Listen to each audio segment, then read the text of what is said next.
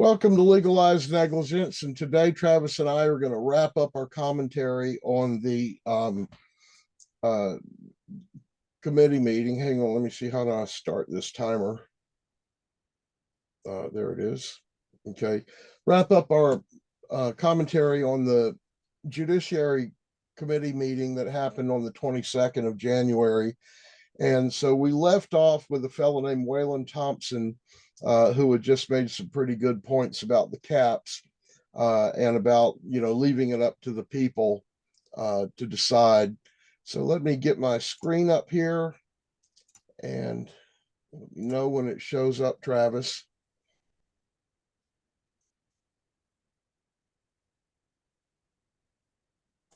Right. Okay, and we're going to pick up with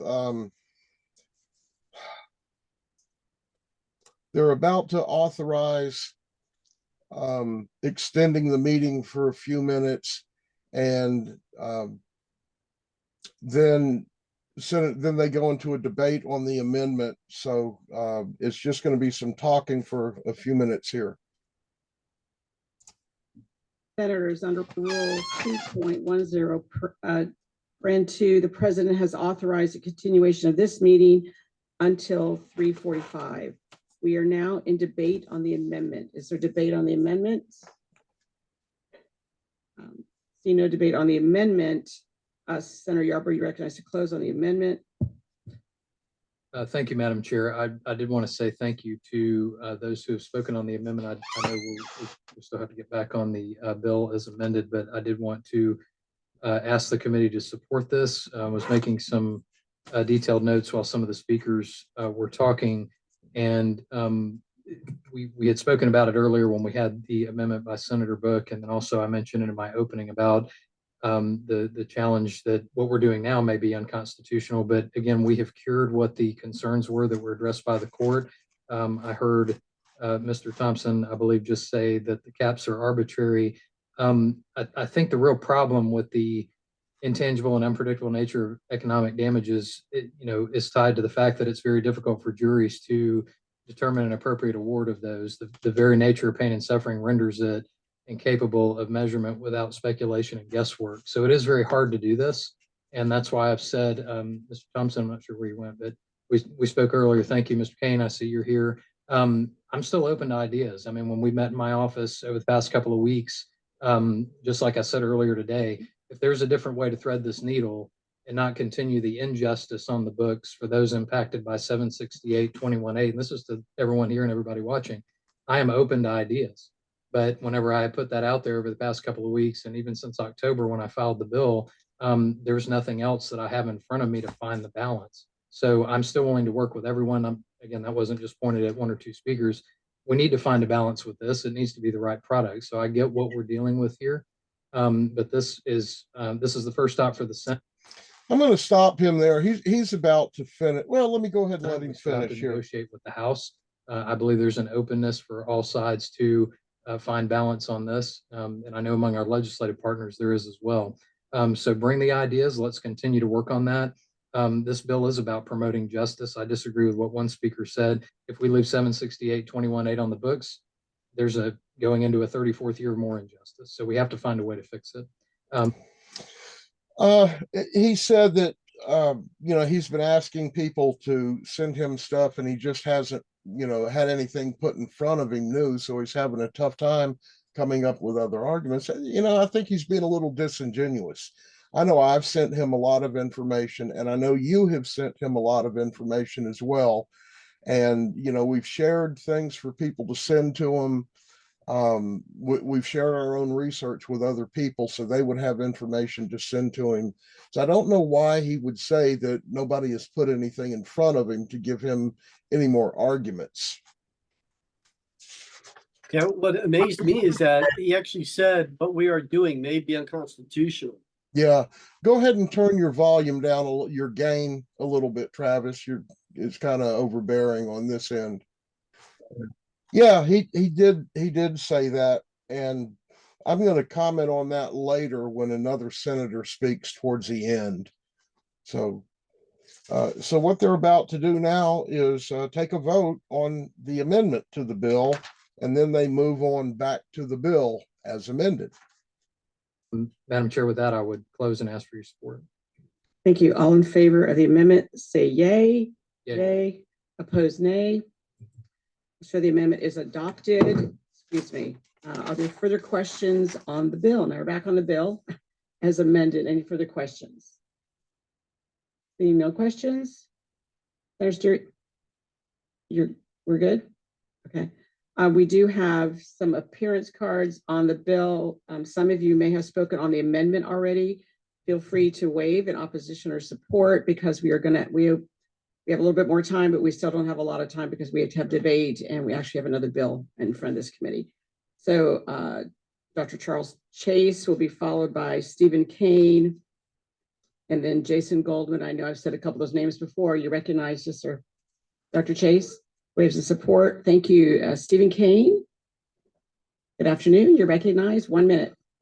Chair, Chairman Yarborough, thank you for getting the sides together and discussing this issue. I know you say you're interested in threading the needle, but the thread's not getting through this needle. You've seen the victims. You've seen the folks, the little girl with her fingers falling off, they're dead. You've seen the folks coming up in wheelchairs missing a limb. $500,000 is not justice. We have a system of justice in this country. We have our Constitution that I know each of you hold dear to your hearts. And the thing that we have under that Constitution is a 7th Amendment right to a jury trial that lets the people decide what a claim is worth. We've heard, I just heard, and I'm struggling with it, that one of the doctors here has seen his insurance rates triple. All the data we have, it's gone up 6% since 2004. Maybe we need to get the insurance company. We need to be looking at the insurance companies. We need to be looking at the hospital corporations and their profits. Mr. Kane, thank you. Because they're not going back to the next speaker's coming, and that would be Jason Goldman. I really like that he goes to the insurance companies, and at the end of this, when they're getting ready to close on the bill, Senator Albritton, however you pronounce his name, I haven't looked it up. He talks about this fella here, Stephen Kane, being disingenuous. That really kind of bothers me, because the research that I've done tells me that what this guy just said is accurate. And I don't think the senator is looking up the information. He's relying on the lobbyists to tell him what they say.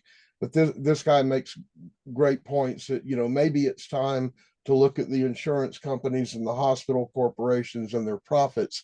And I don't know that there's any law in Florida that tells a hospital how much profit it can make, or tells a doctor how much profit it can make.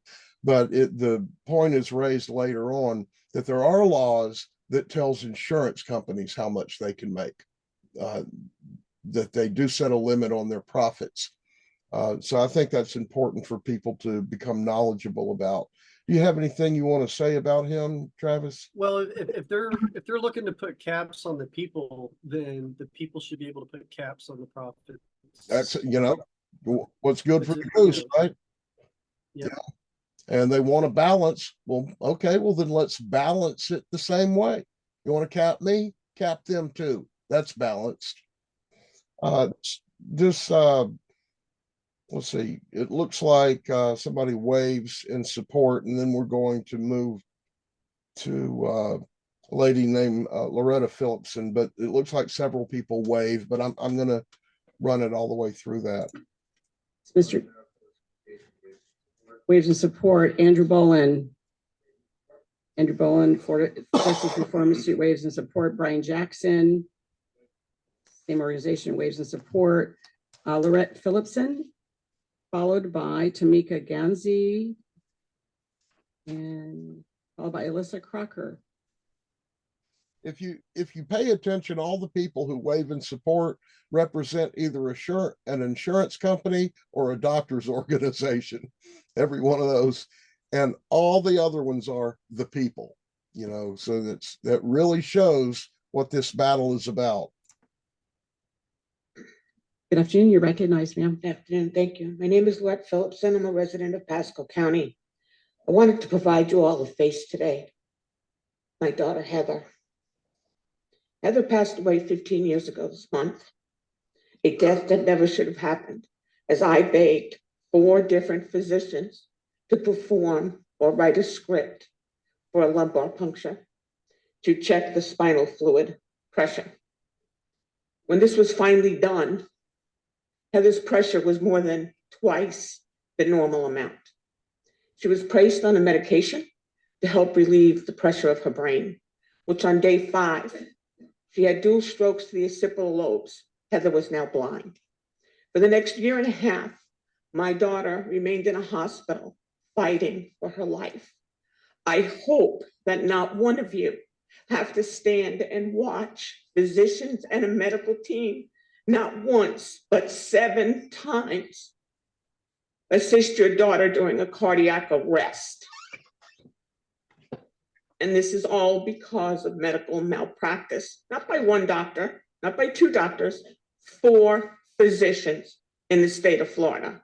I had one physician tell me, "You're not an MD, you don't have it after your name, you don't know what you're talking about." I was 100% correct. Ms. Phillipson, I hate to cut you off, but we have. I usually speak before the criminal justice committees in the House and the Senate, and I hear all of you talk about Ms. making Phillipson, I'm people sorry that I have accountable. to allow the next I'm speaker. asking you to make physicians accountable. Thank you. You know, believe me, I understand what that lady's frustrations. I have the same frustrations.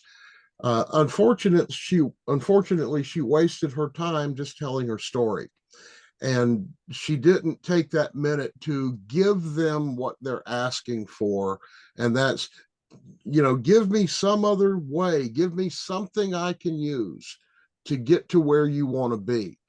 And I think that that's part of what I don't know that it's really our mission with legalized negligence, but I think part of what we do is help people understand how the system works. And okay, you're going there to give them some ideas on how to make your wishes come to fruition.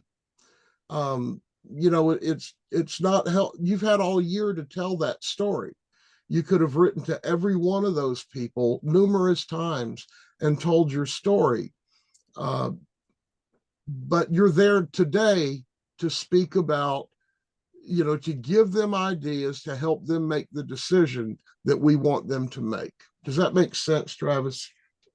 Yes, it does. Okay. Yeah. But while she was speaking, she brought up to my mind the idea of what happens to the cost of inpatient care. This 500,000, is that to only deal with outpatient, needs? What if they go into the hospital? Who's covering that bill? Because that can easily chew up the 500,000. And then what about life and medical insurance costs due to the event? It's like, are you now uninsurable or just insurable at a very high amount?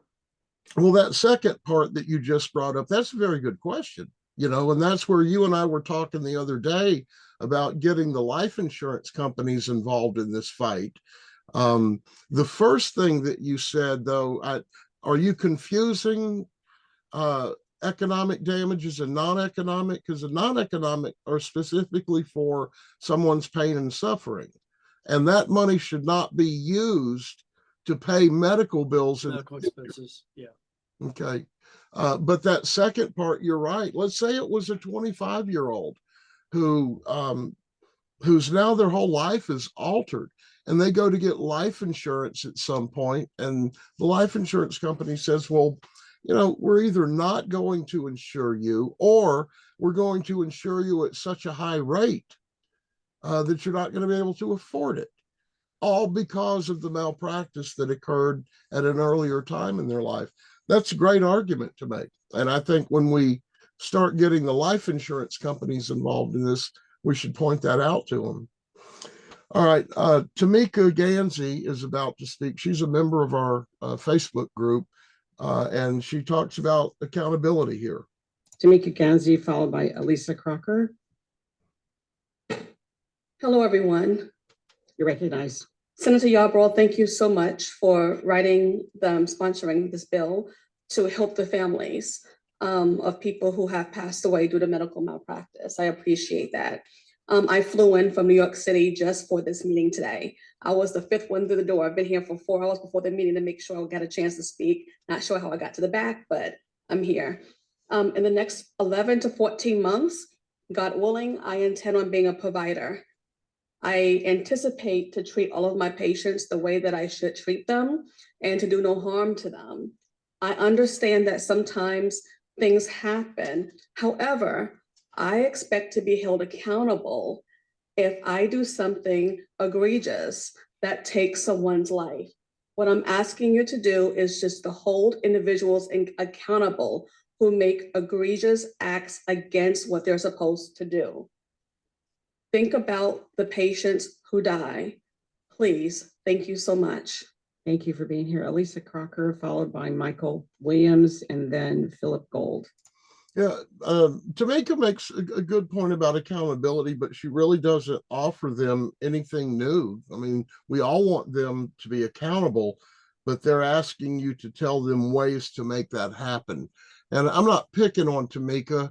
What I'm trying to do is get anybody who watches this podcast to understand how this process works. We've seen a really good example when they started off.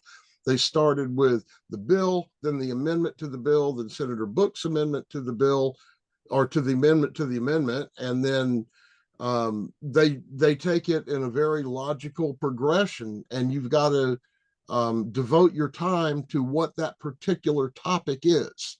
And I just don't see a lot of people understanding that process. So that was Tamika. This is Elisa Crocker. Good afternoon, you're recognized. Good afternoon. Just want to start by thanking Senator Yarborough. This bill means a lot to me. My father, Derek Crocker, passed away in 2022 due to medical negligence in a hospital in Miami. There was nothing I could do about it because I was over the age of 25. So really anything that goes to help with that is a step in the right direction. And I understand that, you know, you can't put a limit on something, but sometimes something is better than nothing. So I agree with what you're doing, because without it, there'd be a lot of people who couldn't do anything at all. Thank you for being here. Michael Williams waves in support. Philip Gold, followed by Marcia Shepler, and then Beth Young. You recognize Mr. Gold? Thank you very much, Chair. The data from OIR reporting in October of 2023 made it clear that the medical malpractice insurance carrier profits are doing well, and they have been doing well. That's from our Office of Insurance Regulation, published in their last publication. So why are rates a problem, and why are rates going up if the insurance carrier's profits are doing well? Ask yourself that question.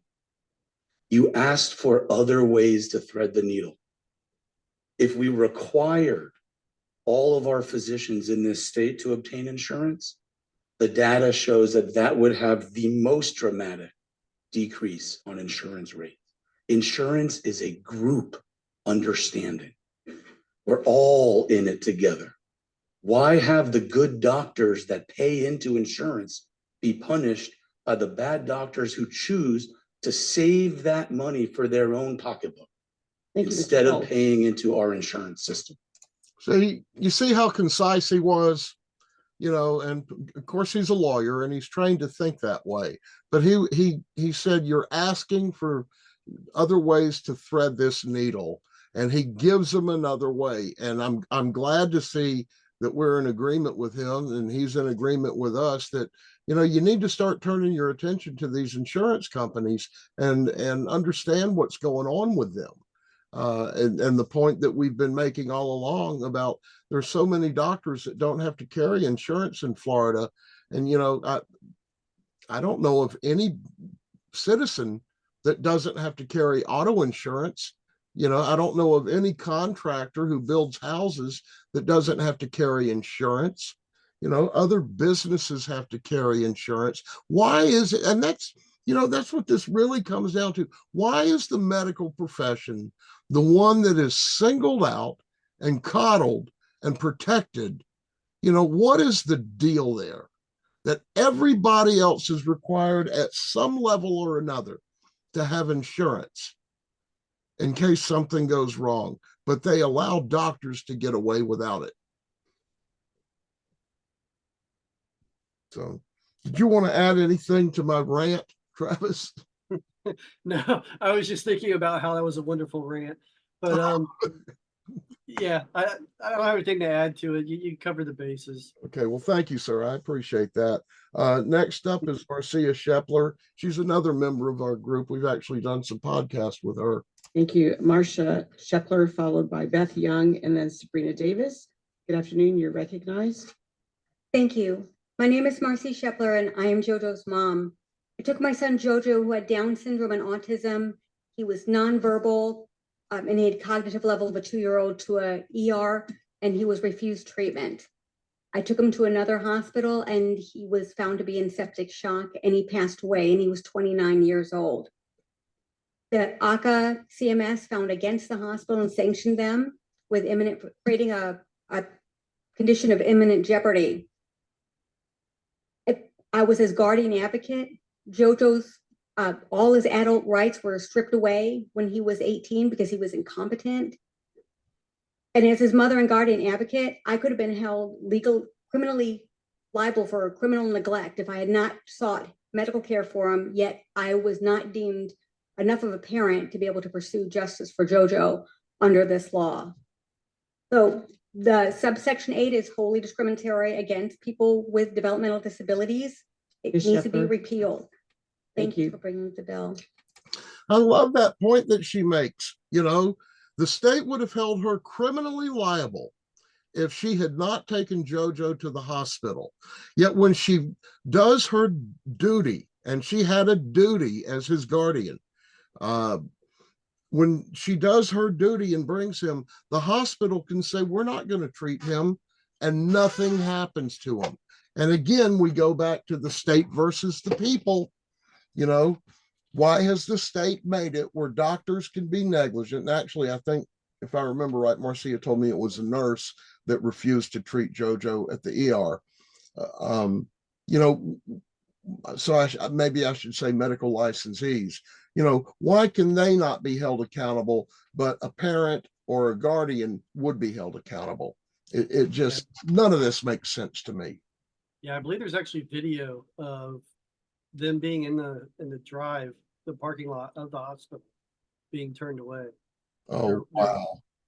Close to the doors. They're just not allowed in. And this nurse can just stand there seeing this man in distress and say, I'm not going to treat him. You know, the legislature should be ashamed of themselves for setting up a situation like that.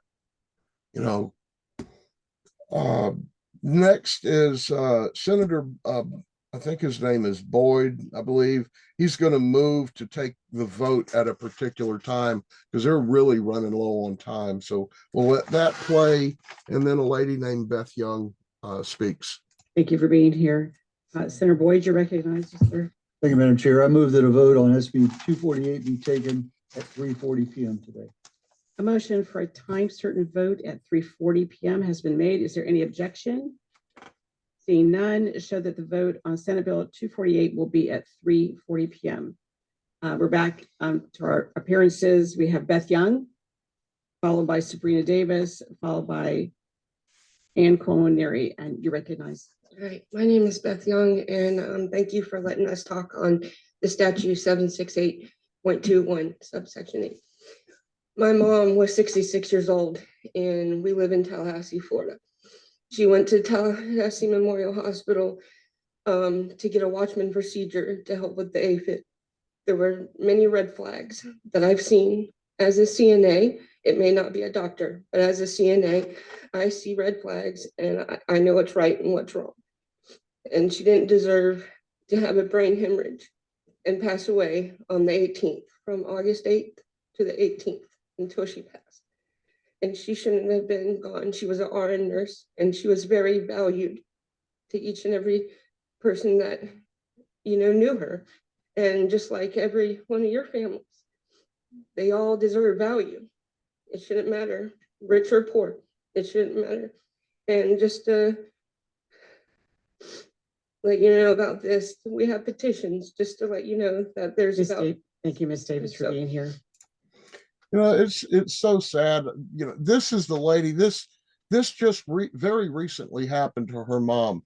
She's the one that started that petition that she mentions here at the end that you and I read earlier, 3 weeks ago. And you can tell she's still in the grieving process. She doesn't understand the system here of the government and how all of this operates. And yeah, my heart just goes out to her. She's going up there thinking that if she tells this story, it's almost like she feels like she has to beg for some help when the legislature is there and their duty is to help. She should not have to go up there and grovel at their feet. And unfortunately, that's the position that the 1990 legislature put her in. And every legislation, sorry, I get angry when I think about this. Every legislative session after 1990 has caused people to have to stand there like they're peasants groveling at the feet of their government. And that just angers me to no end. Any comments, Travis? Well, just, I feel bad for her because I don't know how far she traveled, but she only gets the 1 minute. She obviously feels, rightfully so, that that 1 minute is worth her investment of time. It would be nice that the legislature just gave more time, be more understanding. Yeah. To use. Yeah. Now up next is our very own Sabrina Davis. Thank you. I'm sorry, Ms. Young. You're Ms. Young. Beth Young, correct? Okay, thank you. I'm on to my next card. Sabrina Davis, followed by Ann Cohen-Neary, and then Kevin Christopher Buffard. You are recognized. Thank you, Senator Yarborough, for bringing this bill. My dad, Keith Davis, was a Navy veteran of the United States Navy. He went to a hospital for knee pain, and 5 days later, he was dead. The doctor refused to order an autopsy, so I did, and it revealed that my father died of a 9-inch long blood clot. This was not a lack of knowledge, but a disregard for my father's life. God gave me one dad, and he was my voice of reason. We had so many plans, and that was all taken from me, and I will have to live with the results of this reckless behavior for the rest of my life. The Department of Health determined medical malpractice was committed via case number 2023-4303. I refuse to lose sight of my prime focus. I do not want anyone else to be asked if they were single, divorced, or widowed, and how old their children are, and able to have access to the courts. You cannot compare a small stack of medical malpractice premium rates to the price that my father paid for this country. Today, I am asking for justice to be restored and not justice to be reformed. Thank you. I love that she got in that last sentence. I wish she had spent more time talking to them about some suggestions, but I love that she got that last sentence in there, that justice needs to be restored, not reformed. Because if you look at some of the people who want to keep subsection 8 in place, like William Large, with what is the name of his group again? Remind me. Florida Justice Reform Institute. Yeah, and I know that last year you challenged him on that. Yeah, back in December, or recently, very, very recently, I challenged him on the meaning of his company name. Yeah, it was like got no reply except acknowledgement of the message. Yeah, exactly. But yeah, I'm glad Sabrina got that last statement in there. Now is Ann Cuomo. And she actually makes a good point about Florida being a second chance state. She doesn't use those words, but she gets that message across. Ann, thank you for being here. Ann Cuomo-Neary, followed by Kevin Christopher Buffard. You're recognized. Thank you. My son, Christopher Cuomo, consented for a 2.5-hour laparoscopy to repair a hernia after he was under general anesthesia. His general surgeon decided to perform an open surgery that lasted for 9 hours. My son suffered for 23 days in medically induced coma and on a ventilator. Christopher went into organ failure and was taken off life support March 18th, 2022, and passed at 1:25 p.m. He was healthy. He worked the full day before he walked in with me that morning. My son should have been home that afternoon. My son is not his surgeon's first, second, or even third casualty. She is a menace to the medical community. Dr. Maria Castilla of Port Charlotte ripped my son's life right out from under him. Falling into this category of being over 25 single and no dependent children is discriminatory and unconstitutional. I should be able to hold this monster responsible. Instead of focusing on scaring away doctors from coming to Florida because of high malpractice premiums, the state of Florida should not welcome second and third rate incompetent doctors. Thank you. Podium, Kevin Christopher Bouffard. I'm not laughing at her. I just love her tenacity. You know, that she was not going to let them stop her from making her point. And I applaud her for that. You need to be. Yeah. She lets them know right up there that you need to stop scaring these doctors with this information about their malpractice rates being high if they come to the state, and start getting some quality doctors into the state instead of these second chance doctors that I've done my Department of Health podcast about. The next person up is actually her son. I think it's her son. I know it's Chris's brother that she just spoke about. Followed by Janie Black and then Judy Buhay. Good afternoon. You recognized her. Thank you. I lost my brother. That was Christopher Cuomo. Also, that was his story. I've been broken ever since. This free kill law is not only unfair, but it is also blatant disregard for the value of human life and the rights of our citizens. In a state that prides itself on its commitment to justice and equality, this law is an egregious and glaring contradiction. It is a relic of the past, and it is time to take action and bring Florida's laws into the 21st century. As we look into the future, we must ask ourselves, what kind of society do we want to be?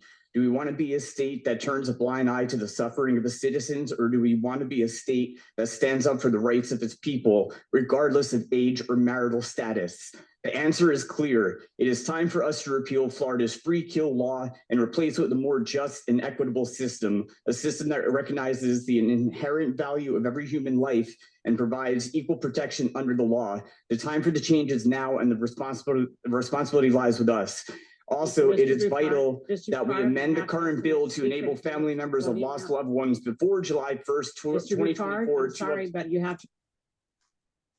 I paused it there because this expression on his face just breaks me up, man. You know, it's almost like, and you'll see when I start the video again, it's almost like he feels like he's having to beg. And though he may not have given them another solution to think about, he did put some very strong ethical questions in their mind for them to consider as they're looking for ways to solve this medical malpractice crisis. I don't believe it's a malpractice insurance premium crisis. I think it's a malpractice crisis. Do you want to comment on him, Travis? No, I've been looking up the doctor, Maria Castilla from Port Charlotte. I'm looking to see what there is on her.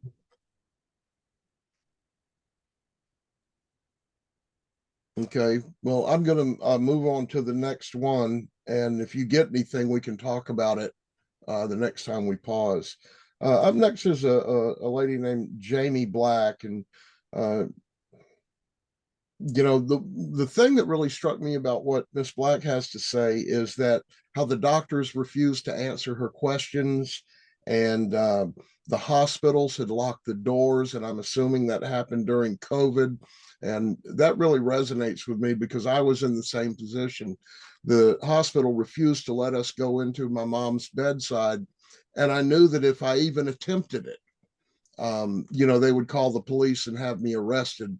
So here you have these we're at a time that nurses are making videos where they've choreographed these dances in the hallways of the hospitals, and I can play those for people sometime if they don't believe me. And so if they've got time to do dance videos in the hospital, you know, I don't quite believe the amount of stress that they claim they were under. But that they kept us from being at our loved one's bedside. And, you know, that goes to me saying how they start circling the wagons the moment they think somebody might bring up a question of medical malpractice. Allow the next speaker to come up now. Ms. Black, Janie Black, followed by Judy Buhay.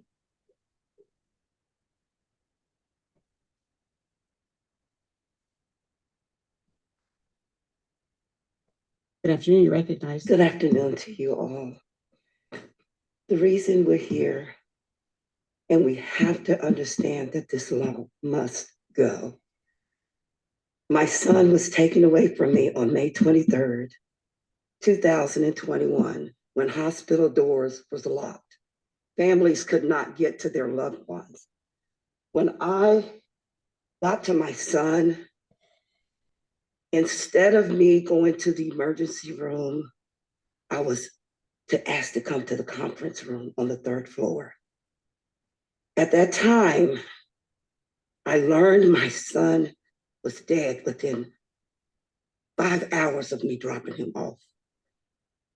I recognized something was very wrong, very wrong. The questions that I asked those doctors, what happened to him? I could not get the answer that was satisfactory to a sudden death. Yes, I would like to say, yeah. Thank you for being here. Okay, and if I could just. Ma'am, I'm sorry. We have a time certain on the vote. I appreciate you coming today, though.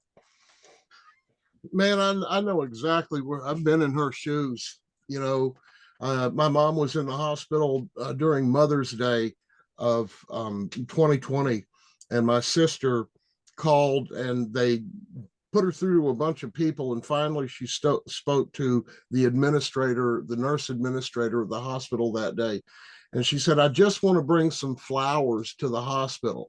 And, you know, it's Mother's Day. And the woman was rude to her and nasty. And when they thought that my mom was starting to go downhill, my sister said, well, can I at least come in and see her now because you think she's dying? And they said, if we let you in now, you can stay in 15 minutes. And if she doesn't die tonight, then you'll never be able to come back in again because you've used up your 15 minutes.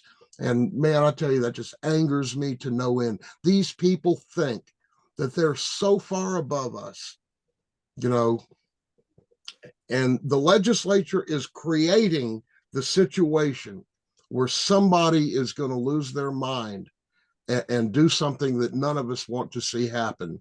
So the legislature better move on this and restore the people's rights before something happens that they're going to be responsible for. Okay, I'm calmed down now. Let's listen to Judy. All needs to go. Thank you for being here. Yeah. Judy Buhay, I believe you're recognized. Thank you. My beloved son, Colin Hepker, is going to be 25 in 4 days for the rest of his life. He lived a successful, financially independent life in Denver. I was in Orlando visiting our family. He passed away a few days after returning to Denver. There was absolutely no travel restrictions, and they gave him nothing for his lungs, and he died of acute respiratory distress syndrome. I've researched it enough, talked to experts that review the charts, and people don't die at home from acute respiratory distress syndrome. I will never forget the feeling of having a deputy contact me and tell me my son is dead in bed after I did a welfare check. I am against this age of 25. It's so arbitrary. 25 in 4 days is ridiculous that he was 4 days or 5 days beyond the limit. I also want to say that I would challenge anybody, any of these med mal lawyers, to look at how many people can't file or how many cases will you not take because of limits. I have a friend in Texas, $250,000, nobody would take it. Thank you. Thanks for coming. That's important what she says, you know, the $250,000 cap was enough for an attorney to say, I'm not taking that case. It's going to cost me $200,000 to fight that. So what, you know, there's nothing left from it. And you can't really get mad at the attorneys. There's a lot that goes into putting on a lawsuit. You know, and they got to eat too, you know. So you can't really blame the attorneys for that. At some point, it does come down to dollars and cents for them. Unless you have something to say about Judy's comments, it now moves to Senator Burton is going to read the rest of the cards that she has because they've run out of time for anybody else to speak. And so she's just going to read the names and where they stand, and then they will enter a debate on the bill as amended. Folks, I'm going to go ahead. I'm sorry. Go ahead. Yeah, go ahead, and then I'll tell you what I found on this document. Oh, well, you want to go ahead and do that now? Sure. So I looked up the doctor, Maria Castilla, out of Port Charlotte. The Department of Health on their license verification site did not show any incidences, so there's no public record for a finding of fault. However, if you go over to the Florida Office of Insurance Regulations and look under medical malpractice, you will see that there is one settlement that I imagine might be this lady who spoke, her son. It was a $250,000 payout. The expense for the defense was $10,258. There's a $920 adjusted expense also there. So when you're a defense attorney, you're on the dole hourly or whatever for the insurance company. So they spent 10 grand on an hourly attorney. So his costs are covered one way or another. But when you're prosecuting the case, you got way more expenses. You know, you got all the evidentiary stuff and such. Yeah. So it's cheap. I'll say it's cheap for the insurance companies to defend because their attorneys are always there. When you're prosecuting, it's a whole nother matter. But yeah, they settled.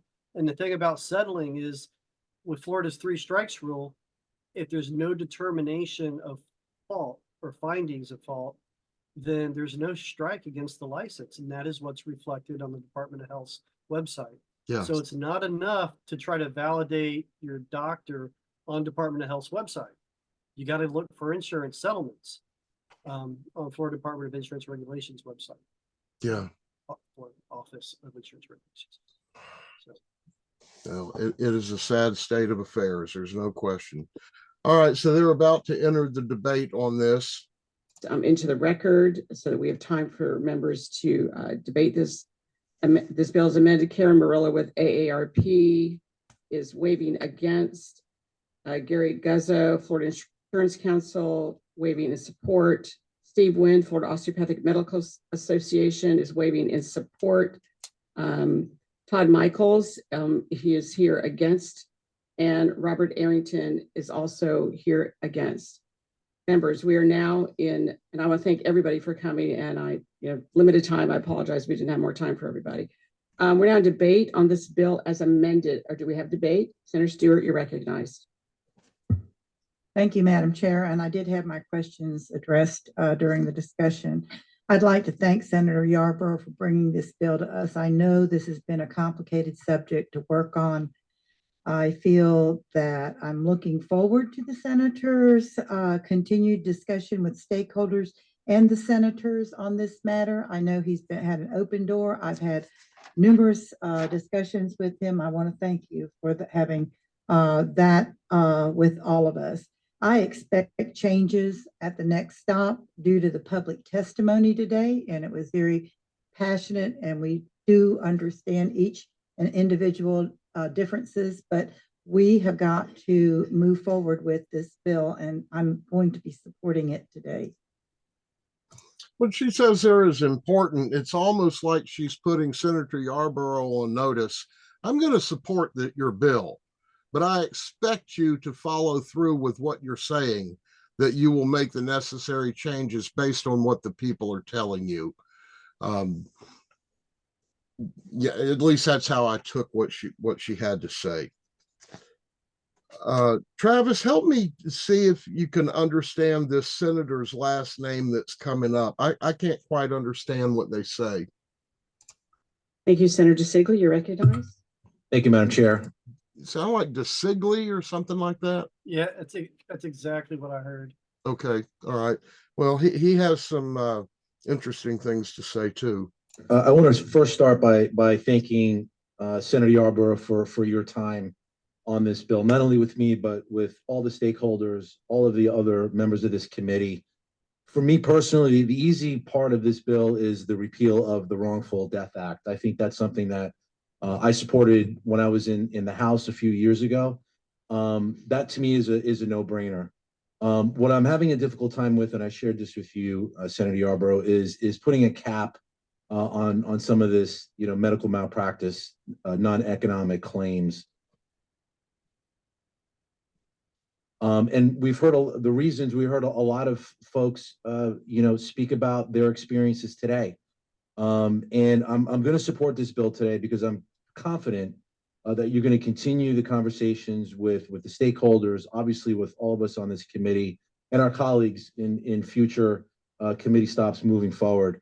So, again, there are two parts of this bill. One for me is really easy. The other one it's just I'm having a difficult time getting there. But in order to, and I do greatly respect you and the work you've done, I'm going to be up on the bill today. Thank you. Yeah, I mean, he's pretty much said the same thing that the Senator Stewart had to say, is that, subsection 8 needs to go away. There's no question about that. And the other part is, I'll support your bill, but I'm going to take you at your word. Don't let me down. Unless you have a comment, Travis, I'm going to move on to Senator Harrell. Well, I'm eager to see what their responses are after they get the email that I sent yesterday. Yeah. And I'm going to those two podcasts that I did, one yesterday and one today, about the Department of Health and ACA. I'll be sending those to Senator Yarborough later this afternoon. And I kept them very short so that he could say he couldn't say he didn't have time to watch them. And I make my point, I think, pretty passionately about how ineffective the Department of Health is, and how I think they need to be investigated and turned inside out, and so that the people can have, somebody who, I'm not saying that they need to advocate for us, but they certainly don't need to be covering up for the doctors,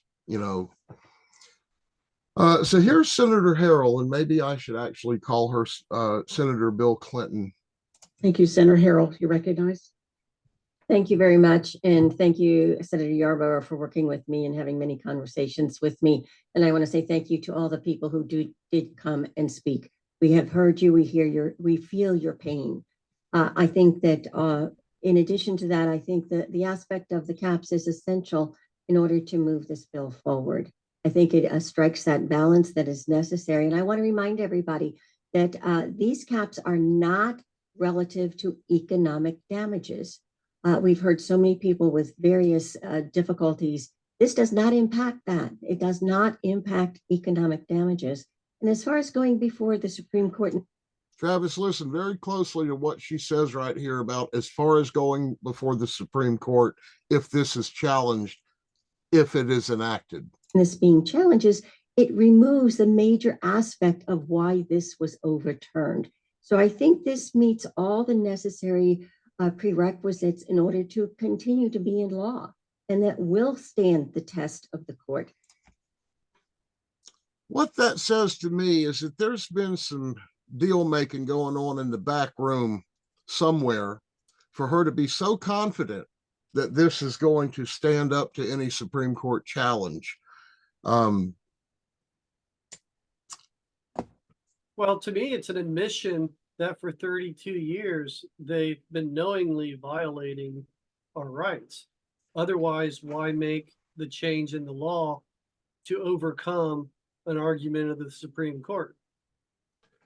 Yeah, and what she doesn't talk about here is the reason that this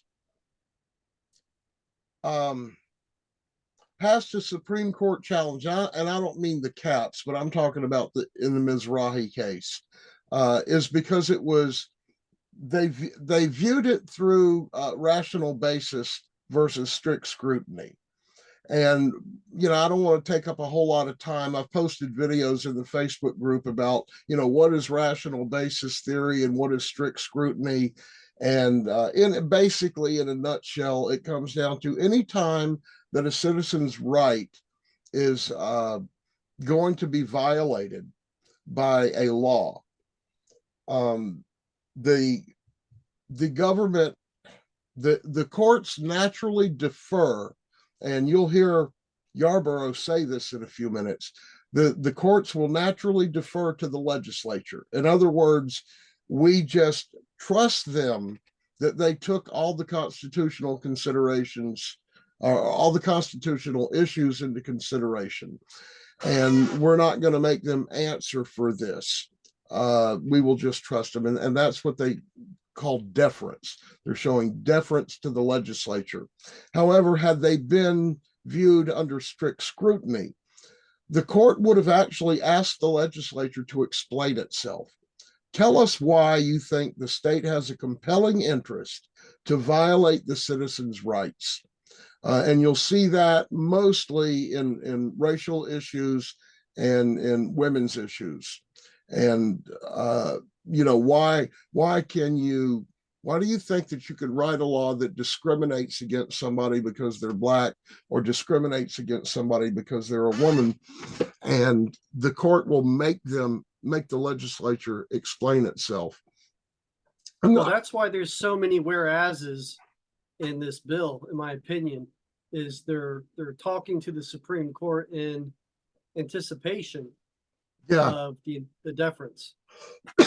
Yeah, when it first came out, and we did a podcast on that, I talked about that whereas could really be the word because. They're telling you this is the reason that we're doing this. And I think I remember there were like 12 of them, 12 whereas statements. And they're basically letting the court know, like you just said, this was our intent. And this is what we based our law on is these decisions. And then she just goes on to talk about balance again. So with that, I'm going to support this bill today, and I would advise my compatriots to please do so also. This is the balance we need to move this legislation forward. Thank you, Senator Albright. You recognized. Thank you, Madam Chair. A couple of things I want to address very quickly. First of all, I heard the term balance of power. Well, I want to tell everybody here, I want to make sure they're being very clear. The court system is not the highest level of state government. They share that distinction with the legislature and the executive branch. That's what balance of power means. We are not just free to have our own opinions as elected individuals here, we're actually required to do so. The Florida legislative voice matters. The second thing that I want to say. I'm going to pause that because to me, that's got a little bit of an attitude in there. If the people elect you to speak for them, that doesn't mean that you get to think outside of what the people want. You can't look. I remember a state legislator one time saying, the people in my county need me because they don't understand these issues like I do. Well, she was voted out in the next election cycle. Because she saw herself as, these people voted for me because they're too stupid to know how they want to be governed. So I'm going to think for them and show them how they're going to be governed. This guy needs an education in self-governance. Is that I heard today medical malpractice insurance rates, one says doubled, one says 6%. I remember a statistics class I took in college, and there's a lot of ways that you can spin these numbers. Now, is that in $2003? Is that in $2024? Are we talking about apples and oranges, or maybe just different varieties of fruit? I don't know, but that doesn't make any sense. It's incredible unuseful testimony, in my opinion. The idea of insurance companies' rates going up while at the same time, these medical malpractice rates, their profits go up and these rates are going up at the same time, that's disingenuous. Everybody here knows, likely, most of you know, that is a process derived from the Office of Insurance Regulation. And insurance companies are heavily regulated on the kind of profits they can generate. There's a rate case process that they go through. I felt that to be a bit disingenuous. Okay, that's what I was saying earlier about the insurance companies are regulated on how much profit they can make. I think he's about to make a statement that I'm going to comment on.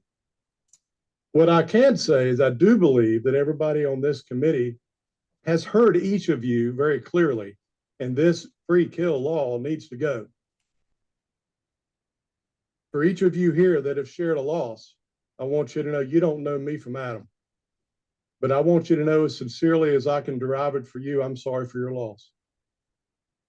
I also know this. I know that the chairman has taken this bull by the horns and he's done a very good job with it to strike fairness.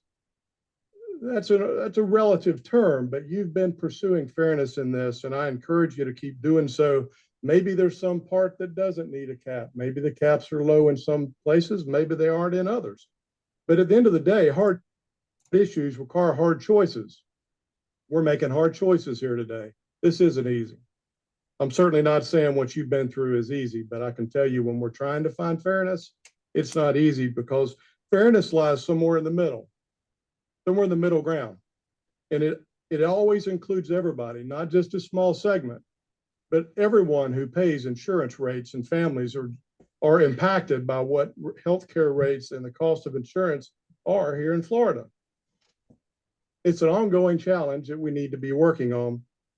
I don't have any expectation that advocates would advocate against themselves. I don't, but I would remind everybody that. Okay, this is where he's about to say something that I'm going to comment on. But if he wants to talk about fairness, how about this, Senator? How about if I have to carry insurance on my car, and I have to carry insurance on my home loan, and I have to carry insurance on all these things that the government tells me I have to have insurance on, then let's make it fair and let's make the doctors carry insurance. And I think you ought to also write some legislation and make nurses carry insurance because they commit a lot of malpractice as well. Now let's hear this last thing that he's got to say, and then I can start my rant. Is advocating for or against this, that your input matters and you want to be in the room, and the chairman's giving you that opportunity. And lastly, I would say, this decision lies with us. The Florida legislature is going to make the decision on what fairness means. Really? The Florida legislature is going to make the decision on what fairness means? I think you better go back and recheck how government is set up, because I believe the Florida Supreme Court is going to make the decision on what fairness means, not a legislator. Yeah, judicial branch, separation of powers. Exactly, which he started off talking about. And that's why if you listen to these people carefully enough, you can catch them in their own misunderstandings of what they're saying. He started speaking about a balance of power. And no, sir, I hate to embarrass you publicly, but your legislature will not decide the definition of fairness. Period. Now, the lady that I really like, Senator Thompson, speaks. I have every ounce of faith in this chairman, and I thank you for the work that you're doing. This bill solves a problem. This free kill needs to go. Senator Thompson, you recognize. Thank you, Madam Chair. And thank you, Senator Yarborough, for your visit with me and all of the work that you've done on this legislation. I will not be able to support it today because I strongly believe in the constitutional right of Floridians for full legal redress. And that means going to court and having a jury decide what's appropriate with regard to pain and suffering. One size does not fit all. To have a person injured through medical negligence who has to live, let's say, 20, 30 years and will need equipment and supplies and so many other things is not the same as maybe someone who has less time to have to endure those kinds of things. So I don't think that the cap is the thing that we need to be working on. And I do appreciate your assurance that you are open to continued conversation and to get to a point where we are not denying legal redress to Floridians. I won't be supporting it today, but I appreciate all of your work. Thank you. I really like her, man. She's I got like her. she's got some guts to stand up against them. And you know what? Pretty much everybody I see in that room, let me look. I'd say if anybody understands injustice, that woman understands injustice. I got to believe that she's had injustice forced upon her more than once in her life. And Well, now, she stands up for what's right, regardless of what she's got to go against. Everybody else says, I'll support the bill, but I'm going to rely upon you to do what's right. That is not standing up. correct. That is hiding behind. It's political. It's like, you better do it, but if not, hey, it's already done. You know, the people do not have representation by anyone except for Senator Thompson. I agree. And Senator Book, although she doesn't speak here. Oh, Book, yes. Yeah, Senator Book stood her ground too. And now Yarborough is going to close. And in his comments here, there's only like 2.5 minutes left.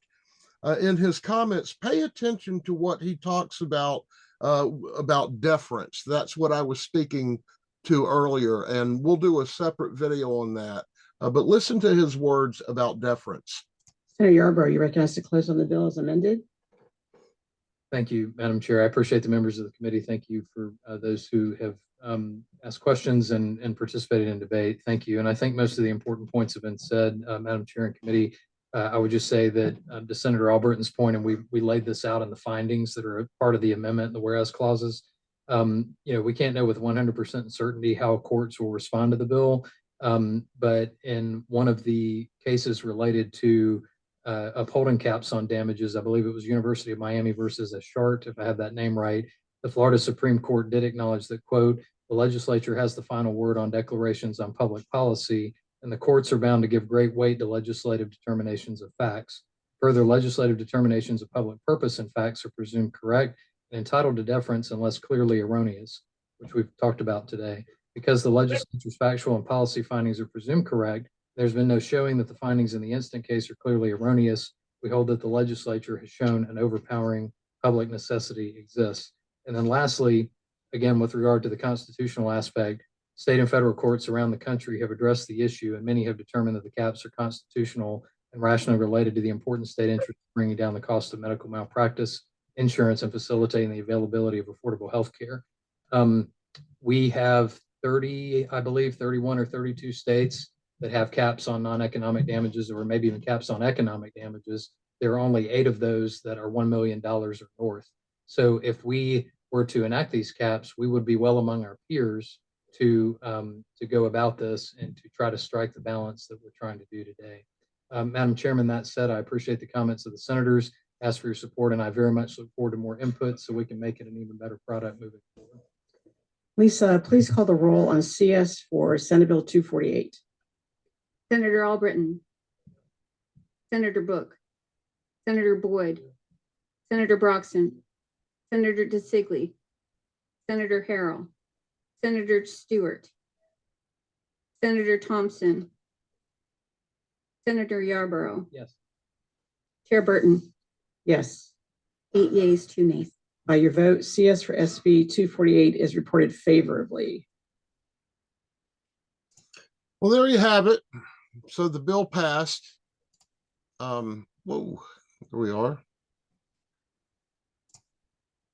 And